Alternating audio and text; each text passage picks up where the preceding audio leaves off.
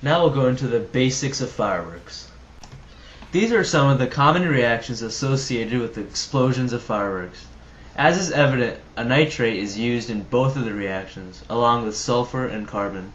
We'll go into detail very shortly. There are three basic elements that a firework is composed of. They are oxidizing agents, reducing agents, and binders.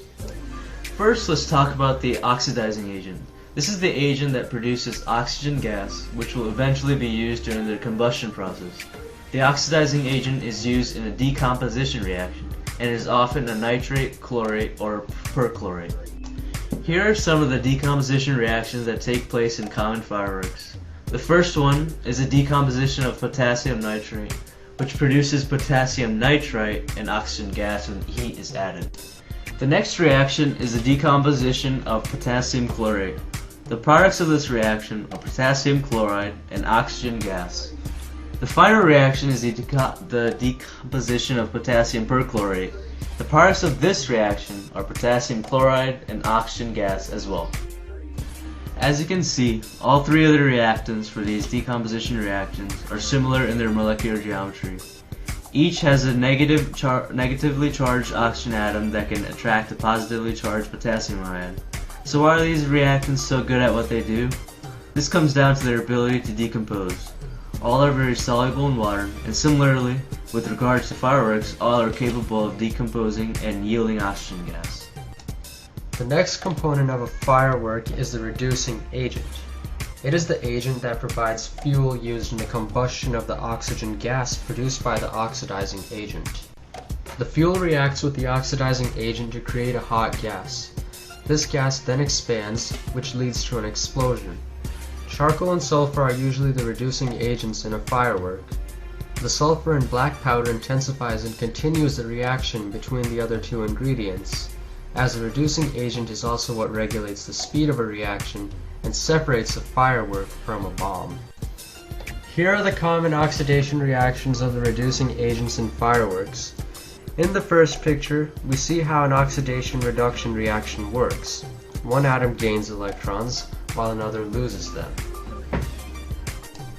The next two pictures summarize what is going on during the oxidation process of carbon from charcoal and sulfur. Carbon's oxidation state goes from 0 to +4. The same is the case for the sulfur.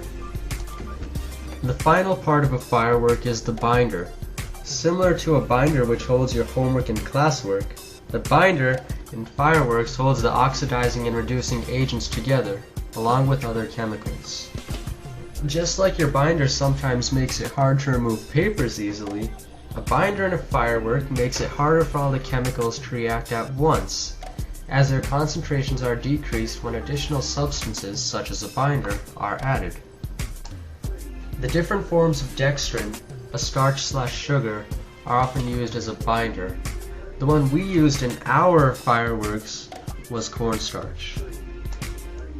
In this picture, what you see is dextrin.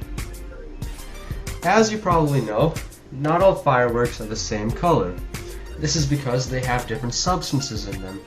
For example, calcium salts produce orange fireworks, sodium compounds produce yellow fireworks, strontium or lithium salts and carbonates produce red fireworks, and barium salts produce green fireworks. So how exactly are colors produced? Let me explain. When an electron is in an excited state, as it is when the firework is burning, it is an orbital with high energy. However, once the atom leaves the firework, it is no longer on the burning substance.